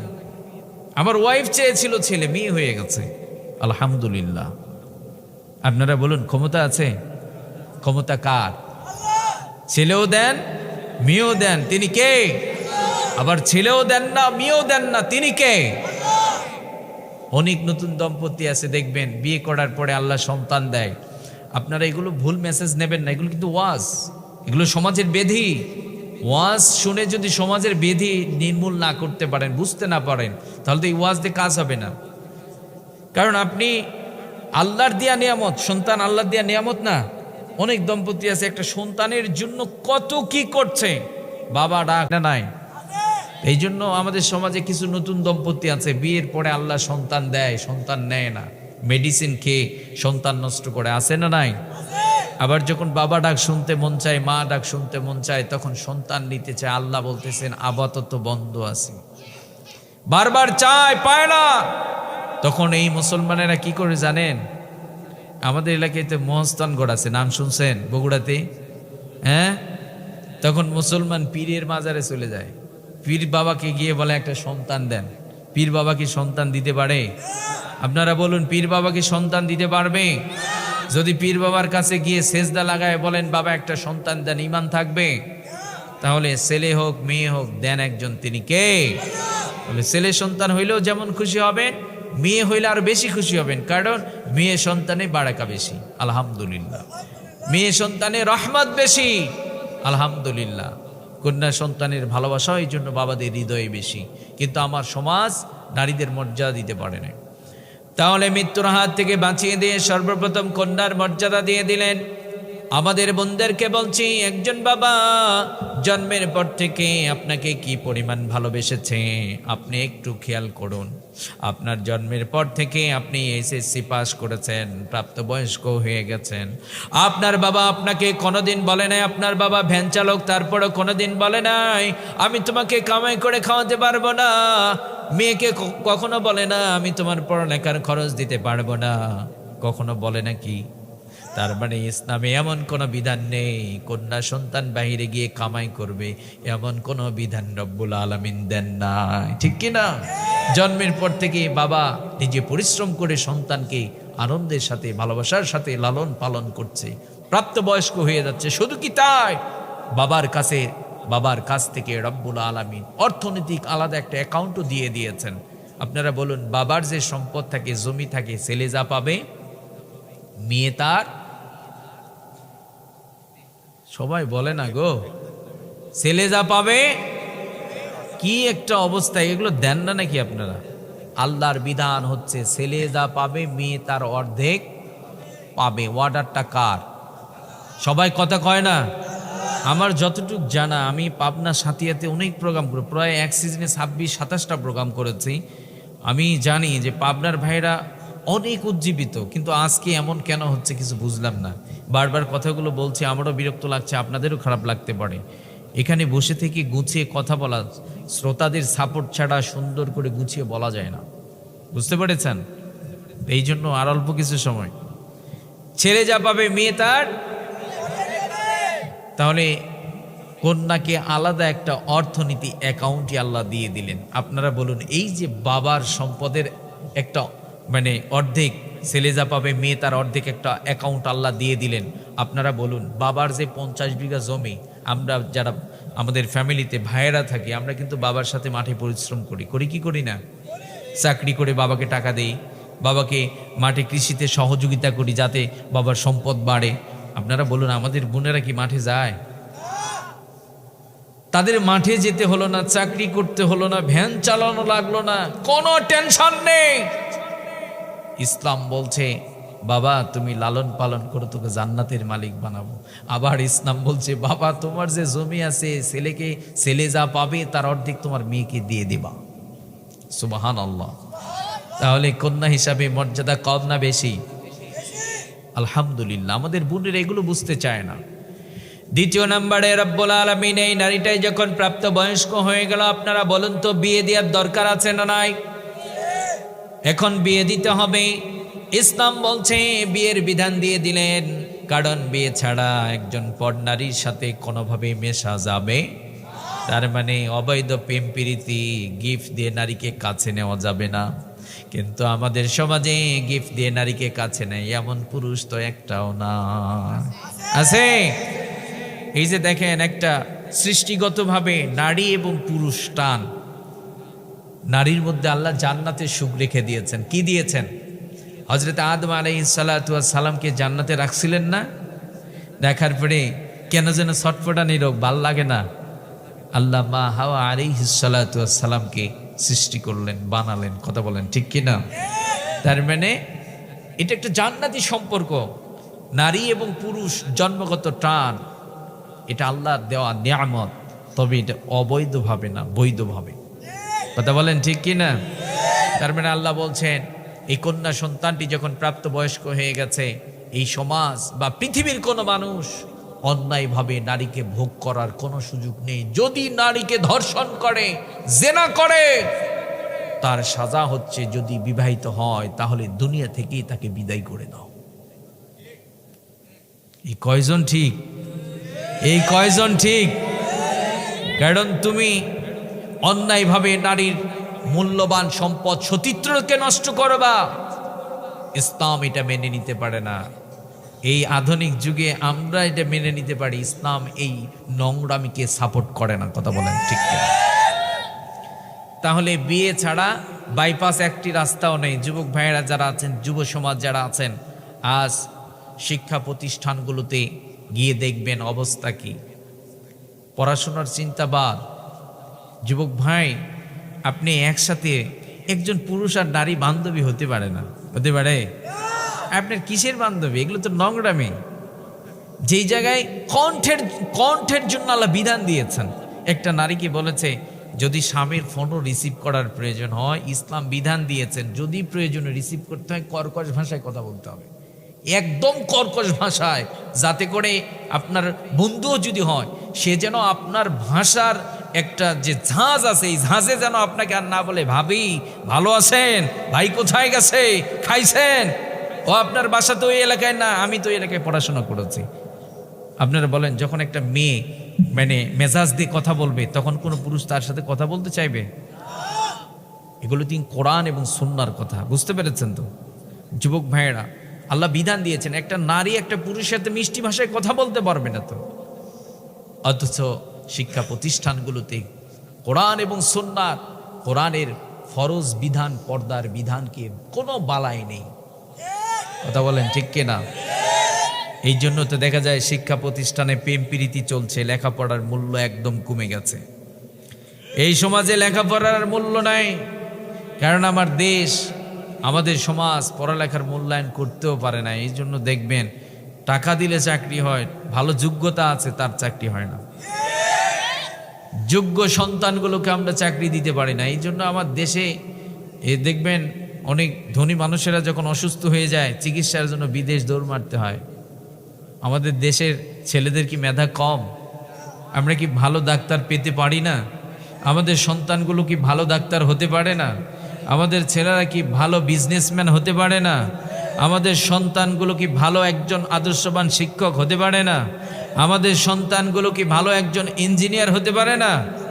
আছে, এখন খুঁজে পাওয়া যায়, বড় দুষ্কর। কথা বলেন ঠিক কি না? তাহলে ইসলাম বলছে বিয়ে ছাড়া একটা পর নারী এবং পুরুষ তার জীবনে কোনো সম্পর্ক থাকবে না। ইসলাম বলছে এখন বিয়ে দিয়ে দাও। যখন আপনি বিয়ে করছেন ইসলাম আবার বিধান দিয়েছেন নগদ মোহর দিতে হবে, এটা ফরজ। মোহর ছাড়া বিয়ে হবে না। আপনারা বলুন, আজকে এই সমাজকে সভ্য সমাজ বলা যায় না। এই দেশে যৌতুকের টাকার জন্য স্ত্রীকে পিটায়, আছে না নাই? এই সমাজকে সভ্য সমাজ বলা যাবে? এই সমাজের মানুষগুলোর মানবিক চিন্তা ভাবনা আছে, আদর্শ আছে, এটা বলা যাবে না। কারণ এটি তো মানবিক একটা সাধারণ জ্ঞান। সেটি হলো একজন ভ্যান চালকও, আপনি খেয়াল করে দেখুন, একজন ভ্যান চালকও তার কন্যা সন্তানকে ছোট্ট থেকে কত কষ্ট করে লালন পালন করে। আপনারা বলুন, একটা পাখিকেও আপনি 2 বছর যদি কাছে রাখেন, এই পাখিটা যদি হুট করে মারাও যায় বা উড়াল দিয়ে চলেও যায়, খারাপ লাগবে না? অনেকে তো কান্নাও করে, কুকুর মারা গেছে কান্না করে, সোশ্যাল মিডিয়ায় দেখা যায় না? তাহলে একটা মেয়ে তার বাবার কলিজার টুকরা তাকে একজনের হাতে উঠিয়ে দিল, বাবার মনে হয় একটু কষ্ট হয় নাই? কতটা কষ্ট হয়েছে জানেন? আমাদের মায়েরা তো মানুষের সামনে অনেকে কান্না করতে পারে, যখন মেয়েটিকে বিয়ে দিয়ে দেয় মা মানুষের সামনে কান্না করতে পারলেও বাবা কান্না করতে পারে না, ঘরের কোনায় গিয়ে গুমড়ে গুমড়ে কাঁদে, কেন যেন বাবার কলিজাটা ছিঁড়ে চলে যাচ্ছে। বাবা মানুষের সামনে কান্না করতে পারে না, বাবা ঘরের কোনায় গিয়ে কান্না করে, কারণ ছোট্ট থেকে লালন পালন করেছে। একটা বাবা সারাদিন পরিশ্রম করে যখন বাড়িতে প্রবেশ করে কন্যা সন্তানকে মা বলে ডাক দেয়, এই কন্যা সন্তানটি যখন বাড়ি থেকে অন্য আরেকজনের হাতে উঠিয়ে দেয়, বাবার কলিজাটা ছিঁড়ে চলে যায়। কথা বলেন ঠিক কিনা? যেই বাবার কলিজাকে আপনি কেড়ে নিলেন, ওই বাবাকে আপনি বলছেন যৌতুকের টাকা ছাড়া বিয়ে করব না। এটি কি কোনো সভ্য সমাজ কি মেনে নিতে পারে? এটা সভ্য সমাজ মেনে নিতে পারে? এটা সভ্য সমাজ মানতে পারে না। এই জন্য যুবক ভাইরা যারা আছেন, যারা বিয়ে করেন নাই, পণার প্রতিজ্ঞা করেন, নগদ যতটুক পারেন মোহর দিয়ে দেবেন, যৌতুক আমরা নেব না। কথা বলেন, যৌতুক আমরা নেব না। আমাদের বোনদেরকে বলছি, আপনার কি খারাপ লাগে না? আপনার বাবা ভ্যান চালিয়ে চালিয়ে আপনাকে ডাক্তার বানালো, মাস্টার বানালো, আপনাকে শিক্ষিত বানালো। আপনাকে যখন বিয়ে দিচ্ছে, আপনাকে যে বিয়ে করতে এসেছে ছেলেটি আপনার বাবাকে প্রস্তাব করেছে 2 লক্ষ টাকা যৌতুক দিতে হবে। আপনার উচিত ছিল, আপনার কি কষ্ট লাগে নাই? আপনার উচিত ছিল আপনার বাবাকে বলার, প্রয়োজনে আমি অন্য জায়গায় বিয়ে বসবো, এই ছেলের সাথে বিয়ে বসবো না, কারণ ও তো টাকার সন্ধি করেছে। কথা বলেন ঠিক কিনা? কিন্তু আমাদের বোনদের মন মানসিকতা নষ্ট হয়ে গেছে। বাবাকে বলে না যে বাবা যৌতুক যে ছেলে নেবে সেই ছেলেকে আমি বিয়ে করব না, এমন মানসিকতাও উঠে গেছে আজ। অনেক ভ্যান চালক মেয়ের বাবাই তো আছে, মেয়েটা দেখতে সুন্দর, মানে প্রতিবেশীর অনেকে আছে না, ঘটক বিয়ে শাদীর মানে খোঁজ খবর করে, ঘটককে বলে ভাই সরকারি একটা চাকরি দেখবেন, কত লাখ টাকা লাগবে আমি দেব। তার মানে আমরা হালালকে ছেড়ে দিয়েছি, হারামকে সঙ্গের সাথী বানিয়েছি।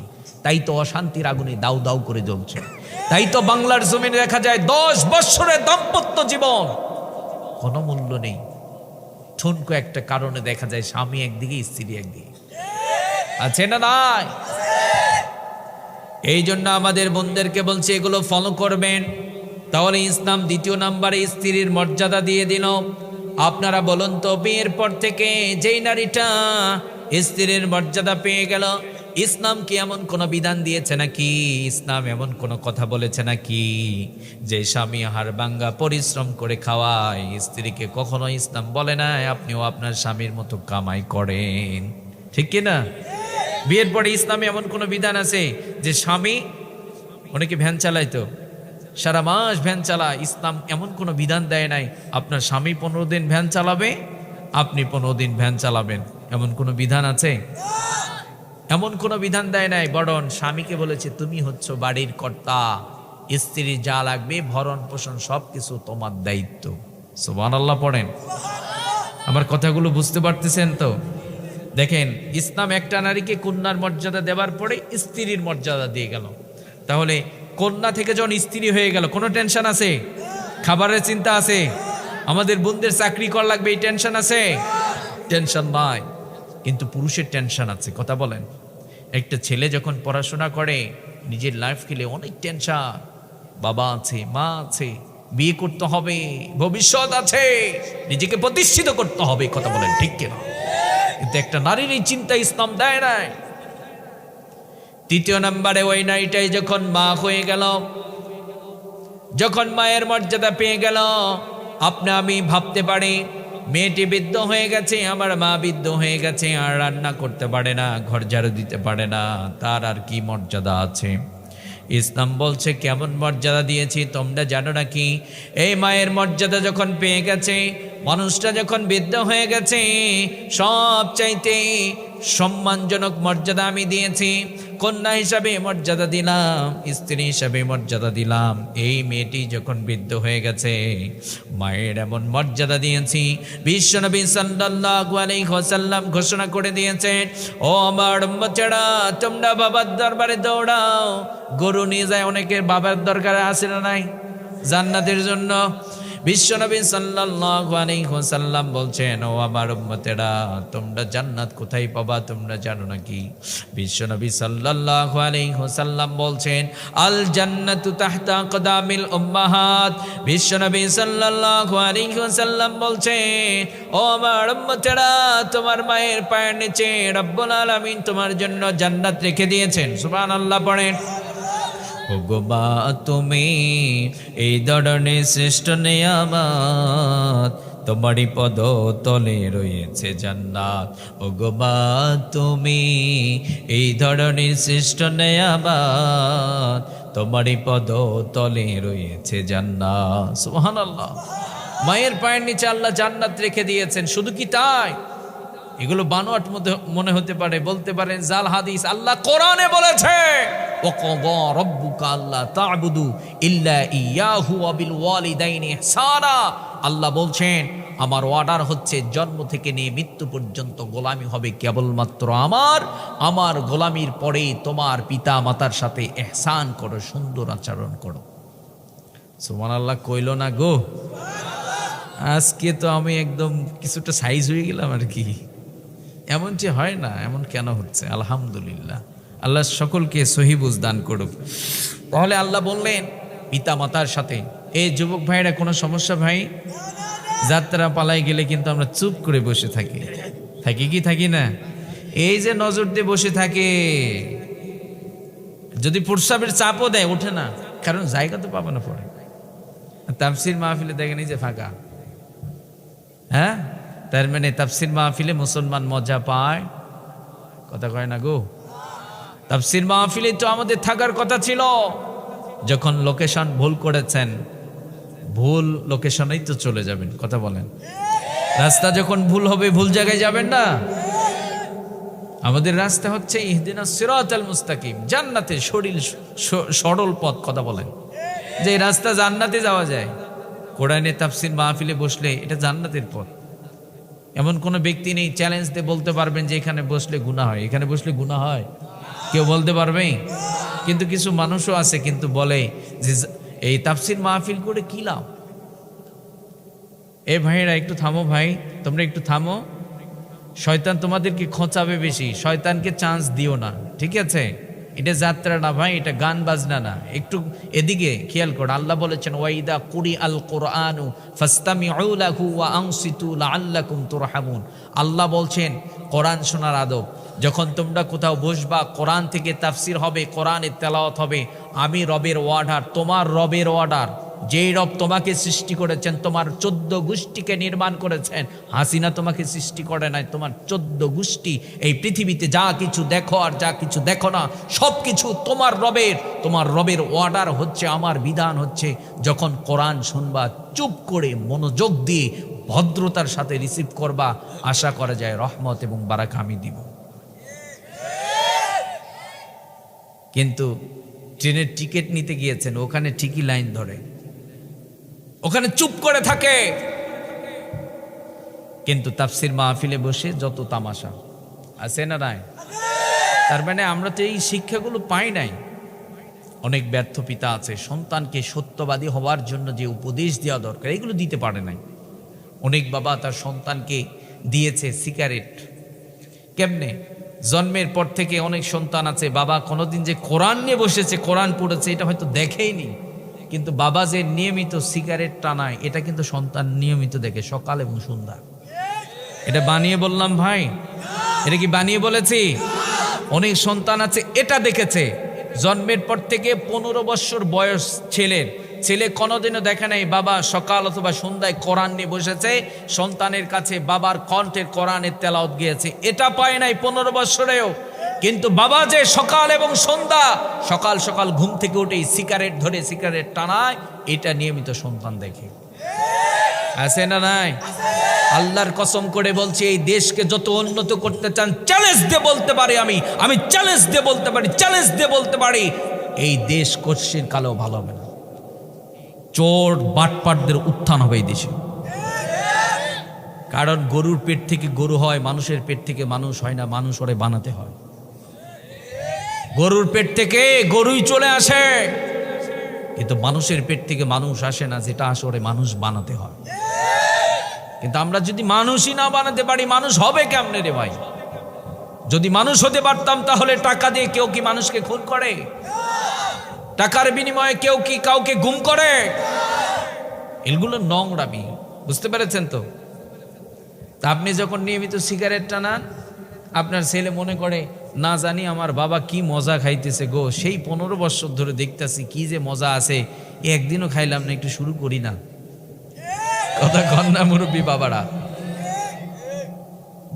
সন্তান চিন্তা করবে না, বাবাই খায় 15 বছর ধরে দেখতেছি কি যে মজা আছে, ছাড়ে না। অনেক মুরব্বীও আছে আমার এলাকায় আছে আর কি, চুলদারি পেকে গেছে, এখনো বিড়ি ছাড়তে পারেনি। বিড়ি ছাড়তে পারছে? বিড়ি তো খুব ভালো জিনিস না, কি যে দুর্গন্ধ গো। যেটাতে দুর্গন্ধ ওটা জান্নাতি আলামত না, জাহান্নামী আলামত। কথা বলেন ঠিক কিনা? এই জন্য যারা বিড়ি খান, সিগারেট খান ছাড়বেন। আর আমাদের বোনেরা যারা আছেন, অনেকে আতরের গন্ধ সহ্য করতে পারে না, কিন্তু বিড়ি সিগারেটের গন্ধ কোনো সমস্যা হয় না। হ্যাঁ, আল্লাহ হেফাজত করুন, আমিন পড়েন। এই কথাগুলো কেন বলছি? আমার সময় শেষের দিকে, আর সময় খুব বেশি নেই, 12টাই শেষ হবে ইনশাল্লাহ। তো আমি একটু সময় দেন আমাকে, একটু এই ভাইয়েরা কথা বলেন না একটু। দেখেন, আমি যে একটা কথা বললাম, মানুষের পেট থেকে মানুষ আসে না, ওরে মানুষ বানাতে হয়। এই সন্তানগুলোকে যদি আমরা ভালো নিজেরা ভালো সিদ্ধান্ত নিতাম যে আমার সন্তানকে আমি সত্যবাদী বানাবো, ও সরকারি চাকরি পাক বা না পাক, সে প্রয়োজনে ভ্যান চালাবে, কিন্তু সে সত্যবাদী হবে, সে মানুষের ক্ষতি করবে না, সে মিথ্যা বলবে না, সে মানুষকে ওজনে কম দেবে না, সে মুরব্বীদেরকে অসম্মান করবে না, বড়দের সম্মান করবে, সে একজন আদর্শ মানুষ হবে। এই চিন্তা কিন্তু আমাদের বাবাদের মাথায় খুবই কম। জন্মের পর থেকে যখন একটু হাঁটতে পারে অথবা 10 বছর বয়স, বাবা তখন সন্তানকে নিয়ে প্ল্যান করে, কি করলে আমার ছেলেকে কি করলে অনেক বেশি টাকা কামানো যাবে। ওরে এখন ইংলিশ মিডিয়ামে দিতে হবে। কোন মিডিয়ামে? ইংলিশ মিডিয়ামে দেবেন, আপনাকে মিডিয়াম ভাবেই সাইজ করবে বৃদ্ধ বয়সে, আশা করা যায়। আছে না নাই? বাঁশের কুঞ্চি আছে আপনাদের এলাকায়? বাঁশের কুঞ্চি কাঁচা থাকলে, মুরব্বী বাবারা কাঁচা যখন থাকে এটা ভাঁজ করা যায় ইচ্ছা মতো আর কি। এতে গরুর গোমাই না কি বলে? আপনাদের গোমাই বলে? হ্যাঁ, গরুর মুখে যেটা দেওয়া হয় না কি বলে? টোনা। আপনাদের আমাদের এলাকায় গোমাই বলে। তো আমাদের মুরব্বীরা ওই যে বাঁশের কুঞ্চি যখন কাঁচা ছিল, ওটা সুন্দর করে মাঝখানে ভাগ করে ওটাতে ভাঁজ করে ওটা গাঁথনির মতো সুন্দর করে গুছিয়ে ওটা বানাতো আর কি। আপনারা বলেন, বাঁশের কুঞ্চি যখন পেকে যায় তখন কি ওই রকম ভাঁজ করা যায়? আপনার জ্ঞানী মানুষ, ভাঁজ করা যায় কেন? ওটা পেকে গেছে, ও শক্ত হয়ে গেছে, ওটা এখন ভাঁজ করতে গেলে দেখবেন ওই লাথি মারার মতো একদম একদিকে চলে যায় চটকে। কথা বলেন? আপনার সন্তানগুলো ঠিক ওই বাঁশের কুঞ্চির মতো। যখন ছোট্ট ছিল, আপনার ছোট্ট ছেলেটা যখন আস্তে আস্তে বেড়ে কেবল কথা বলতে পারছে, ওরে শিখান আল্লাহ লা ইলাহা, কালেমা শিখান, আল্লাহর পবিত্রতা বর্ণনা করা শিখান। দেখবেন আপনার ছেলেটি ওগুলোই শিখতেছে। আবার যখন আস্তে আস্তে বেড়ে উঠছে, 8 বছর বা 7 বছর বয়স, 7 বছর যখন বয়স হয়ে গেল, নামাজের জন্য অর্ডার করেন, নামাজের সাথে নিয়ে যান। দেখবেন আপনি যাচ্ছেন, আপনার সন্তানও যাচ্ছে। এবার এই ছেলেটি নিয়মিত সকাল এবং সন্ধ্যা আপনি বাবা নিজে কোরআন পড়বেন, বা আপনার সন্তানকে বলবেন বাবা তুমিও বসো, তুমিও কোরআন পড়ো। স্ত্রী বসলো, আপনার বাকি ছেলে মেয়েরা বসে যখন কোরআন পড়তে থাকবেন, দেখবেন ওই ছেলেগুলো ওগুলোই অভ্যস্ত হবে। ওই যে মেধা তো অন্যদিকে যায়নি, ছোট্ট থেকে তাকে বলছেন বাবা অন্যের আম পেড়ে খাওয়া যাবে না, অন্যকে গালি দেওয়া যাবে না, মুরব্বীরা যদি কিছু বলে সেটা শুনতে হবে। আপনারা বলুন, আজকে যুব সমাজ কি মুরব্বীদের কথা শোনে? যদি মুরব্বীদের সামনে কোনো যুবক সিগারেট খায়, আমার সামনে খায়, হুজুর দেখলে অনেক করে, অনেক কম বয়সের ছেলে, অনেকে ভাতিজা, এলাকার সম্পর্কে ভাতিজা হয়। আমাদের একটা মোড় আছে, মোড়ে দেখি আমরা হুজুর, আমাদের বয়সে বড় ভাইয়েরা অনেকে সিগারেট খায়, কিন্তু আমাদের সামনে খায় না। কিন্তু আমার কম বয়সের একটা ছেলে আমার সামনে সিগারেট খায়, কিছু মনেই করে না সে। আপনারা বলুন, মুরব্বীরা আপনারা যখন বলে এই তুমি কি করো এটা, দেখবেন বলবে তোমার টাকা দিয়ে খাই আমি, আমার বাবার টাকা দিয়ে আমি খাই। কথা বলেন? এই যে মানসিকতা নোংরা হয়ে গেছে, এই সমাজ সুন্দর হবে কেমনে, এই দেশ সুন্দর হবে কেমনে? তার সৎ উপদেশ দেওয়ার মানুষের অভাব, সৎ উপদেশ দিলে মেনে নেওয়ার মানুষের অভাব। এই দেশে সৎ মানুষেরই অভাব পড়ে গেছে। এই জন্য প্রিয় ভাইয়েরা, যুবক ভাইয়েরা যারা আছেন, আপনার ফ্যামিলিটা ইসলামিক ফ্যামিলি হোক, আমরা সবাই চাই কি চাই না? আগামীকাল থেকে একটা কাজ দিয়ে গেলাম, যুব সমাজদের আমি একটা কাজ দিয়ে গেলাম। আগামীকাল থেকে 4টা রুম আছে, একটা রুমকে বাছনি করবেন। কয়টা রুম? একটা রুমকে আলাদা করে বাছনি করে নিয়ে সেই রুমে কোরআনের কপিগুলো রাখবেন, মুসলিম মনীষী নারীদের জীবনী রাখবেন, বিশ্বনবী সাল্লাল্লাহু আলাইহি ওয়াসাল্লামের হাদিসের কিতাবগুলো রাখবেন। ওই রুমে প্রতিদিন আপনি নিজে সকাল এবং সন্ধ্যা মাগরিবের পর মাগরিবের নামাজ আদায় করে। একটা হাদিস, আল্লাহ হাবিব সাল্লাল্লাহু আলাইহি ওয়াসাল্লাম বলেছেন, আল্লাহর যে গোলাম প্রতিদিন সূরাতুল ওয়াকিয়ার আমল করবে, আল্লাহ তাদের রিজিকের জিম্মাদারি নিজেই নিয়ে নেবেন। সুবহানাল্লাহ। এই আমলটা নিজে শুরু করেন, ফজরের নামাজের পরে সূরাতুল ইয়াসিন পড়েন, অথবা পড়ার টেবিলে নিয়মিত বসেন, পড়ার টেবিলে ক্লাসের পড়াগুলো পড়বেন। সর্বপ্রথম কোরআনটা হাতে নেবেন। কি হাতে নেবেন? কোরআন হাতে নিয়ে অন্তত একটা সূরার 5টা আয়াত পড়বেন। কয়টা? নিয়মিত যদি কোরআন নিয়ে বসেন, আপনি কলেজে পড়েন, আপনি ভার্সিটিতে পড়েন, আমি চ্যালেঞ্জ দিয়ে বলছি আপনি পর নারীর সাথে মিশতে পারবেন না। আপনার বিবেক বলবে না এগুলো ভালো কাজ না, আমার রব নিষেধ করেছে, আমি যাইতে পারবো না। আর যেই যুবক ভাইয়েরা প্রেম করে লাভ কি রে ভাই? আমি একটা কথা বলে যাই আজকে যুবকদের উদ্দেশ্যে, লিখে রাখেন, যেই যুবক বিয়ের আগে প্রেম করে চরিত্র নষ্ট করেছে, বিয়ের পরে দাম্পত্য জীবনে সে সুখ পাবে না। লিখে নিয়ে যান আমার কাছ থেকে। ওর দাম্পত্য জীবন সুখের হবে না। বিয়ের পরে মনে হবে এটার সে মনে ওটাই ভালো ছিল। কি বলেন? এটার সে মনে ওটাই। মুরব্বী বাবার আবার কি রাগ করতেছে নাকি? আপনারা তো মুরব্বী হয়ে গেছেন, ওদেরকে ঠিক করতে হবে। কথা বলেন। আমাদের যুবক ভাইদের দিকে তাকিয়ে আছে বাংলাদেশ।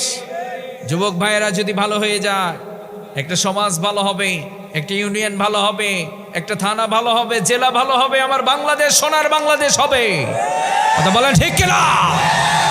এই জন্য যুব সমাজদেরকে ভালো করতে হবে। যারা বাবা আছেন, বাড়িতে কড়াকড়ি আইন করেন, আইন শৃঙ্খলা ঠিক করেন। আপনার ছেলেকে বলবেন এশার নামাজের পরে বাইরে থাকা যাবে না, এই আইনটা করা যাবে। আপনার ছেলেকে বলবেন নিয়মিত পড়ার টেবিলে বসতে হবে, নিয়মিত কোরআন পড়তে হবে, নিয়মিত নামাজ পড়তে হবে, টাইমলি খেতে হবে, টাইমলি ঘুমাতে হবে। দেখেন, আপনি যদি আইন করতে পারেন, আপনার ছেলে একদিন রাত 10টায় বাড়িতে প্রবেশ করেছে, আপনি তাকে জিজ্ঞেস করেন কি ব্যাপার, আইন মানলা না কেন? আপনার আদালতে তাকে জবাবদিহিতা করান। দেখবেন এমন যদি একটা ফ্যামিলি গড়তে পারেন, প্রত্যেকটা মানুষের লাইফটা সুন্দর হয়ে যাবে। সে সুস্থ থাকবে, সে ভালো শিক্ষিত হবে, সে আল্লাহওয়ালা হবে, সে একজন সুনাগরিক হিসাবে গড়ে উঠবে। কথা বলেন ঠিক কিনা? আল্লাহ সুবহানাহু ওয়া তাআলা আপনাকে আমাকে যেন কোরআন এবং সুন্নাহ মেনে জীবন করার তৌফিক দান করেন। সবাই পড়েন আমিন। তাহলে বলছিলাম যে 3 নম্বরে মায়ের মর্যাদা দিয়েছে ইসলামে। মায়ের মর্যাদা কম না বেশি? আপনার আমার যারা মা এবং বাবা আছে, মা বাবার সাথে বেয়াদবি করব না আমরা। যুবক ভাইরা বুঝতে পেরেছেন তো? মা বাবাকে সম্মান করবেন, মা বাবার আদর যত্ন করবেন, মার কাছ থেকে দোয়া নেবেন, বাবার কাছ থেকে দোয়া নেবেন, বদদোয়া নয়। বদদোয়া যারা নেয় তারা ধ্বংস হয়ে গেছে। তাহলে মা বাবার কাছে দোয়া নেব। মা বাবা বৃদ্ধ হয়ে গেছে, এই বাংলাদেশেই তো আছে, যেই বাবা আপনাকে নিজে না খেয়ে আপনাকেই খাইয়েছে, যেই বাবা ভ্যান চালিয়ে চালিয়ে আপনাকে তিলে তিলে বড় করেছে। এই বাংলাদেশে অনেক অফিসার ছেলে আছে, ছেলে তো খুব ভালো আছে, কিন্তু বাবা তো আছে বৃদ্ধাশ্রমে। কথা বলেন। বাবারা অনেক অসহায় হয়ে যায়, মায়েরা অনেক অসহায় হয়ে যায়। আল্লাহর কসম করে বলছি যুবক ভাইয়েরা, মা বাবাকে কষ্ট দিয়ে কেউ কোনোদিন সুখী হতে পারে না। মা বাবাকে কষ্ট দেবেন না। বাবাকে কষ্ট দেন কেমনি? একটু কি দয়া হয় না? একটা বারের জন্য কি ওই চিত্রগুলো তোমার মনে হয় না? বাবা কোনোদিন তোমাকে অভাব বুঝতে দেয় নাই, সেই বাবা বৃদ্ধ হয়ে গেছে, মুরব্বী মানুষ। মুরব্বীদের দেখলে তো এমনি মায়া লাগার কথা। কথা বলেন ঠিক কিনা? এই মানুষগুলো তোমার আমার জন্য পরিশ্রম করতে করতে আজ অসুস্থ হয়ে গেছে, বাজার ঠিকঠাক চলে না, পায়ে ব্যথা, ঘুমাতে পারে না। যুবক ভাইয়েরা, আদর্শ মানুষ তখনই হবেন আপনি যখন মা বাবার যত্ন নিতে পারবেন। কথা বলেন ঠিক কিনা? প্রয়োজনে শীতের সময় আমাদের মনে আছে আপনার মা আপনার বাবা শীতের সময় আপনাকে কষ্ট দেয় নাই। অনেক মা তো আছে শীতের সময় সন্তানের গায়ে বুকে তেল মালিশ করে দেয়। তোমাকে আমি কষ্ট দেব না, আল্লাহ, আমি মুসলিম, আমি ইসলাম মেনে চলি, আমার ইসলাম আমাকে শিখিয়েছে, তুমি আমার স্ত্রী, তোমার যতটুকু অধিকার তোমাকে দিয়ে দিলাম। মাকেও বলবেন, মা অবশ্যই সর্বোচ্চ মর্যাদা আল্লাহ তোমাকে দিয়েছে, আমি তোমাকে দেব, বাবাকে বলবেন, বাবা সর্বোচ্চ মর্যাদা ইসলাম দিয়েছে, আমি তোমাকেও দিয়ে দেব। যখনই কারো অধিকার হরণ করবেন না, দেখবেন প্রত্যেকেই ভালো থাকবেন। কথা বলেন। বউকে যতটুকু ইসলাম দিতে বলেছে আপনি দিলেন না, মাকে দিলেন না, অথবা মাকে সব দিলেন, স্ত্রীকে দিলেন না, দেখবেন ওখানে অশান্তি তৈরি হবে। আর যখন মায়ের অধিকার মাকে দিলেন, বাবারটা বাবাকে দিলেন, বোনেরটা বোনকে দিয়ে দিলেন, স্ত্রীরটা স্ত্রীকে দিয়ে দিলেন, দেখবেন ওখানে কেউ অভিযোগ করতে পারবে না। স্ত্রী অভিযোগ করতে পারবে না আমার স্বামী কিছু দেয় না, বোন বলতে পারবে না আমার ভাই আমাকে মাহরুম করেছে, মা বলতে পারবে না আমার সন্তান আমাকে দেখে না। যখন ইনসাফ কায়েম করে দেবেন, প্রত্যেকটা মানুষের হৃদয় থেকে আপনার জন্য একটা দোয়া আসবে, আর তখন আপনার হৃদয়ের মধ্যে একটা আনন্দ উপভোগ করতে পারবেন। কারণ তখন আপনার মন বলবে, আমি কষ্ট করে, আমি ভ্যান চালক, কিন্তু আমি কাউরে ঠকাই নাই। এটা বলেন ঠিক কিনা? তাহলে প্রিয় ভাইরা আমার, আমি একটা সাবজেক্ট নিয়েছিলাম প্রকৃত মুমিন বান্দার পরিচয়। বলেছিলাম আল্লাহ বলেছেন, ইন্নামাল মুমিনুনা আল্লাযীনা ইযা যুকিরাল্লাহু ওয়াজিলাত কুলুবুহুম, যার কলবের মধ্যে আল্লাহর ভয়ের কাঁপনে আছে, তার দ্বারা কোনো অপরাধ হবে, যদি থাকে তারাই হবে কি সত্যিকারে মুমিন। এই পৃথিবীর সবাই যদি আল্লাহকে ভয় করে, তাদের দ্বারা কোনো অপরাধ হবে না। আমাদের বোনেরাও যে ইসলাম সর্বোচ্চ মর্যাদা দিয়েছে, ইসলাম মেনে চলুন, আল্লাহ আবারও সে হারানো মর্যাদাকে ফিরিয়ে দেবে। আল্লাহ সুবহানাহু ওয়া তাআলা